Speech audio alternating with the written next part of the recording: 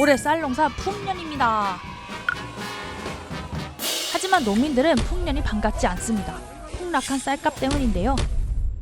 쌀값은 작년 55,333원에서 올해 41,836원으로 무려 24.4% 하락했고, 이는 통계 시작 45년 만에 최저치입니다. 모든 게 다 오르는 고물가 시대에 비료값, 농약값, 인건비 등 쌀 생산에 드는 비용도 당연히 올랐지만 쌀값은 곤두박질이니 이대로는 못 참겠다는 농민들이 들고 일어선 것이죠. 며칠 전에는 전국에서 시위가 열렸습니다. 힘들게 일군 벼를 아예 트랙터로 밀어버리면서까지요.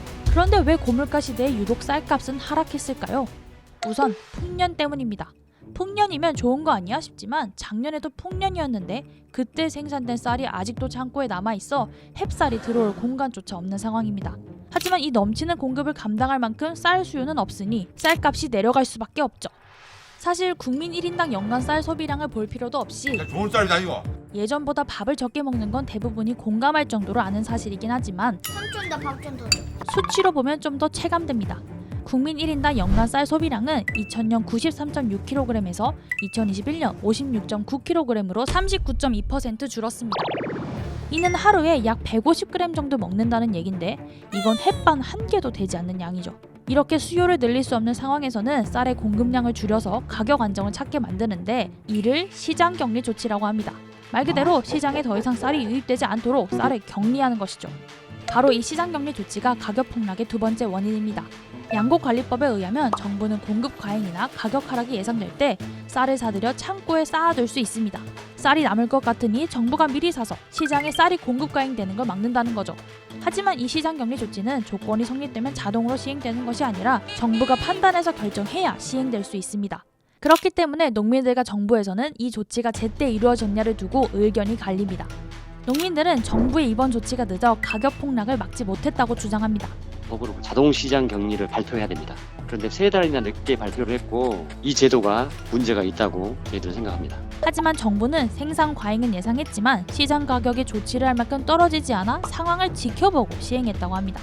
작년에 생산 과잉이 예상은 됐어요. 그때 시장 가격이 별로 떨어지질 않았어요. 특이한 경우가 작년에 있어가지고 좀 가격 상황을 살펴가면서 시장 격리 여부를 결정하자. 그래서 정부는 보통 9월 수확기가 지나 전체 수확량에 대한 통계가 나오는 10월에 결정을 내리지 않고 올해 들어서 3차례에 걸쳐 총 37만 톤을 사들였습니다. 하지만 매입할 때마다 가격은 계속 내려갔습니다. 최저가 입찰 방식으로 쌀을 사들였기 때문입니다. 이게 어떤 방식이냐면 만약에 A가 쌀 포대를 하나에 5만 원에 판다고 하고 B가 49,000원에 판다고 하면 당연히 사는 사람은 더 싼 B의 쌀을 사겠죠. 그러면 A는 이렇게 생각할 겁니다.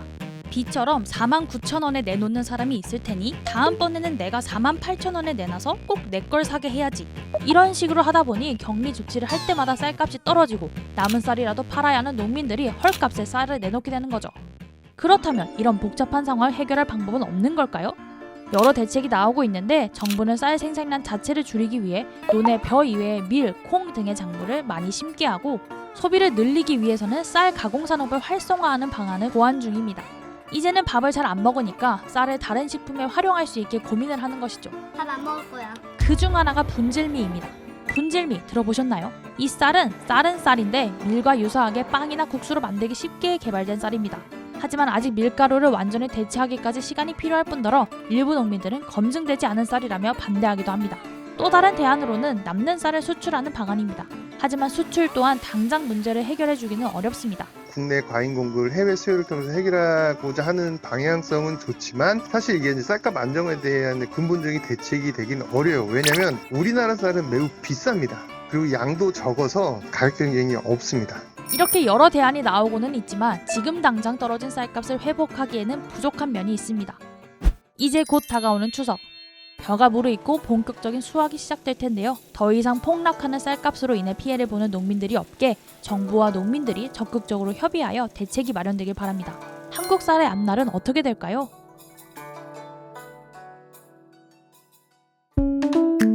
이번 영상을 만든 PD가 추천하는 영상도 보고 가세요. 스브스 뉴스의 다른 영상을 즐기시려면 구독 버튼을 꼭 눌러주세요.